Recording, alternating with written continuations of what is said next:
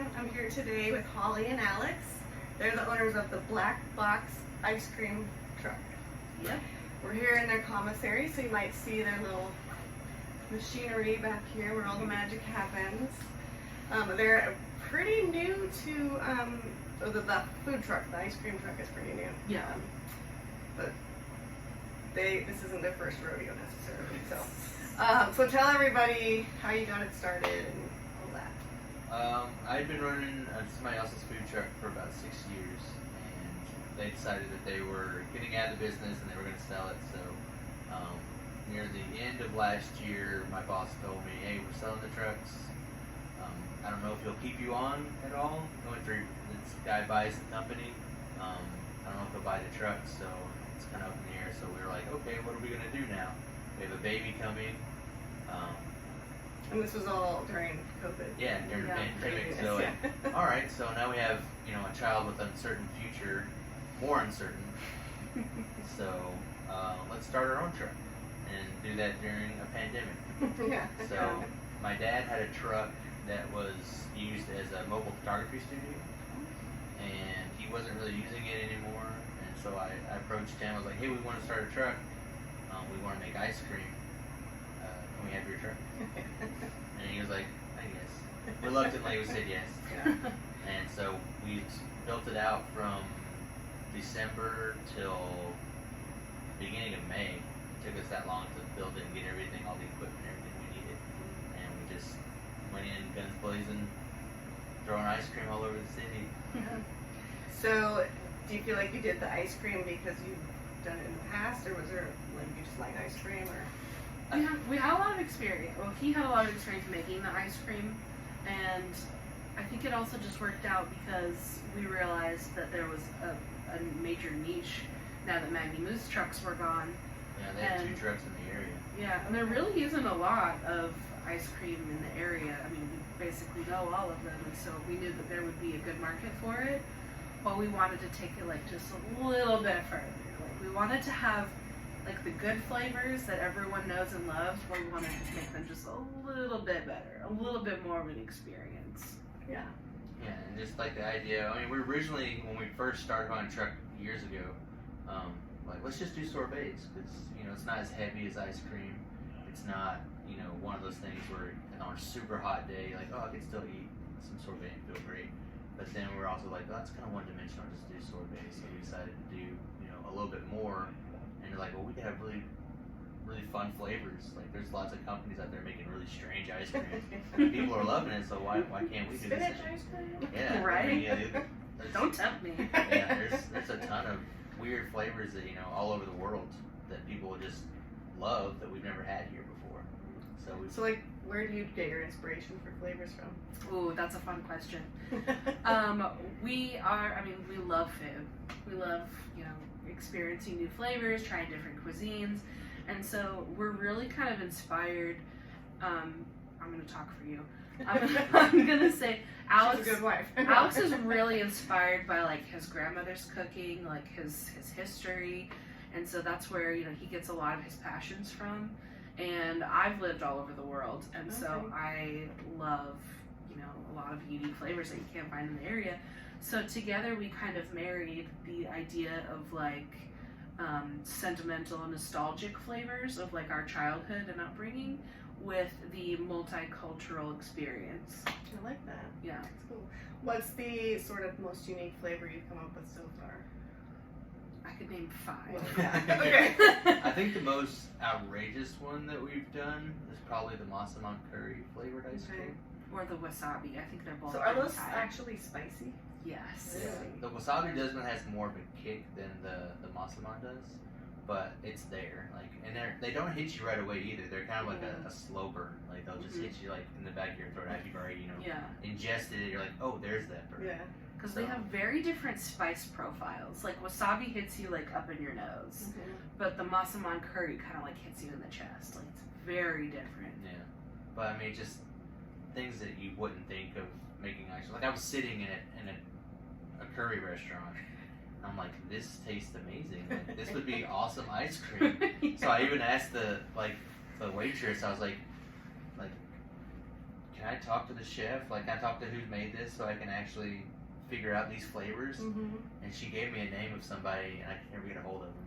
So I just kind of did research on the internet, trial and error with the curry paste, make it myself, and it worked. Like, it was just crazy. So you guys taste everything. Mhm. Like once you. Yeah, so like we have like a tiny, like when we started out, we had a tiny little ice cream maker, just makes 1 quart at a time. And so that was, you know, our way of testing out flavors without, you know, making this much at once. Mm-hmm. You know, 1 quart times almost 4 gallons at a time. That's a lot of mix to go through Yeah. to make a mistake. So Yeah. you want to make sure you get the flavor right, but also not make it too overpowering or too spicy for certain things. So I mean, there's definitely more crazy things coming down the road that we're gonna try, Yeah. spice wise. But I think we're getting to the point where people are noticing, like, oh, this is a thing. Mm-hmm. So are people pretty receptive to those kind of different They're flavors? very intrigued, but they're not really like to the point to where they are eating it on a regular basis. It's just People- curiosity. Yeah, people want to try Yeah. it Yeah. for one thing. So I mean, I'm all for people trying it because we are a new business and we make different flavors of ice cream. And you know, if I went to a place where, you know, ice cream is, you want to try it, like you want to experience it. Yeah. So like, I don't mind giving out a few samples of the weird flavors to Mhm. people that, Mhm. so they can get an understanding. And like, we've had people that are like, oh, that's not for me at all, but other Yeah. people that just take it in and just like, Yeah. I want more.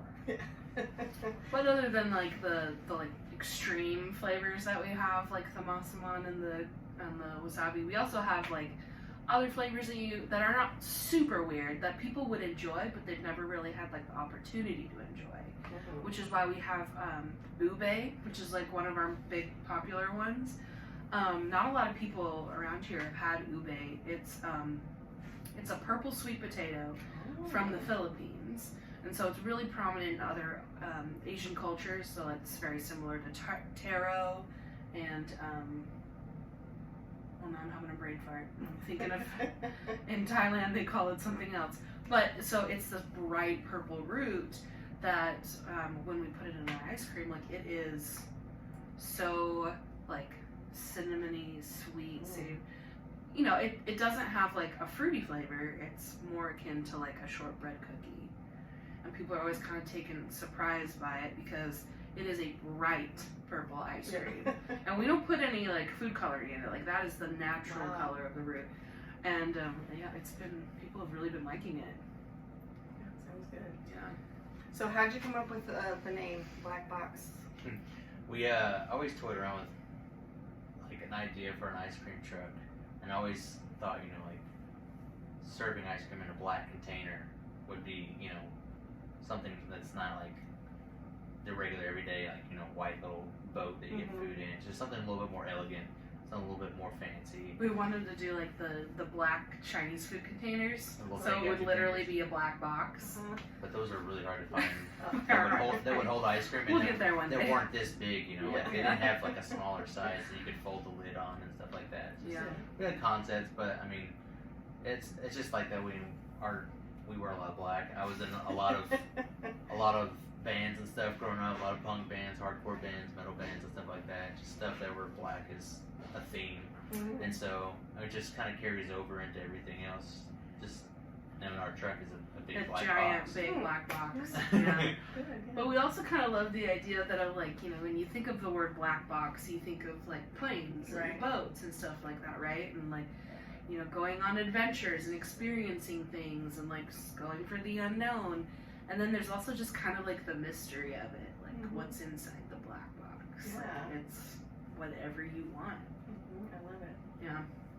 So tell people when and where you take the truck. Where can they find you? We've been doing a lot of weekly events that are reoccurring from time to time. There's Street Eats, which is down on Daedric So Avenue, fun. in between 3rd and 4th Avenue, every Thursday from 11 to 2 p.m. We won't be there again for a little while just because it's scheduled out like way in advance, so it's first come, first serve through an app that we use to book spots. They only allow one dessert truck a week. Come on, just man. because. Yeah. um, Kind of just- the bummer of being a dessert truck. but I mean, Everybody loves you have dessert. You have, I think, 5 or 6 trucks on each side of the street, and there's one dessert truck. I mean, there's a lot of people that come. Everybody wants to eat food first, and then they come and get dessert. So I mean, there's a need for like more dessert trucks for a lot of events, but at the same time, you don't want to overwhelm it with a lot of choices because I mean, you have enough food and stuff there where it's okay. We do a lot of private events too, like we do a lot of catering. And lately we've been doing a lot of, I'm trying to talk loud over the fridge. That's okay. We've been doing a lot of work with schools, which is really fun. We really like to try and support local education, and so, you know, we do a lot of like fall festivals, we do a lot of like welcome back to school bashes, you know, supporting football teams, or if any of the schools, like we just recently did a school at Smith Springs Elementary, where they were doing a sort of like a, So welcome back to school. it was a welcome back to school thing, but like we donated part of our profits so that they could spend the money on like activities for the kids. And that's been really fulfilling. We think it's a really important role as, you know, local business owners to be able to support education. My mom was a school teacher. Like that was her profession, and so like I know how much teachers struggle. You know, like they don't get a big budget. They make way less than they should make. Yeah. And so they, you know, they're the backbone of all children's learning. Like, so the opportunity to give back to that is a nice opportunity for us. No, I mean, nobody's ever unhappy to see us. Like, Right. nobody's ever Ice happy to see an cream, ice cream yeah. truck. So, like, you know, to bring joy to, you know, every type of person is, you know, a blessing, but also, like, to give back to such an important part of society is Yeah. important to us. Yeah, I love that. Good. So, where do people go online to find you? So you can find us on our website, which has all of our information. You can look at our menu, which is constantly expanding. And then you can even look up where to find us on our website, which is www.blackboxicecream.com. Or you can follow us on Instagram, which is the Black Box Ice Cream Truck on Instagram, and we always post where we're going to be so people can come find us. We always post our new flavors on there or just exciting things that are happening. Yeah. We also do, we also have like a secret menu that we talked about. Secret menu is one of those things where I only have space for 9 flavors in my get down truck, but I also like to carry extra flavors just in case I ever run out of something. But also like to carry the weirder flavors, you know, to give out people opportunities. I always like the idea like In-N-Out Burger, you know, they have their secret menu and other places like that. You know, you can order something that's not there, so it's kind of fun. Yeah. It's less so exciting. And you're like, what's on the secret menu today? It's the secret menu that we talk about all the time. Well, people talk about it too. I mean, You know, like, we want you to talk about yeah, it. we want Yeah. you to talk about the flavors, but we also like. I think it's just fun to like have something hiding that they don't know what I have that day. Yeah. They could have. It could be something completely new. Mm-hmm. And so like, I just encourage people like, yeah, ask them what's on the secret menu. Because we could have green tea ice cream. We could have the curry ice cream. We could have Olive oil. olive oil ice So cream. good. Like we just have all kinds of fun stuff from different times. So Yeah. You want to try some? Okay, let's go to the truck. We'll go to the truck in a second. We'll just wrap this up and I'll just Oh, sure. get that. I'm just so excited. I know we should. So let's go. Cool. Okay, stay tuned.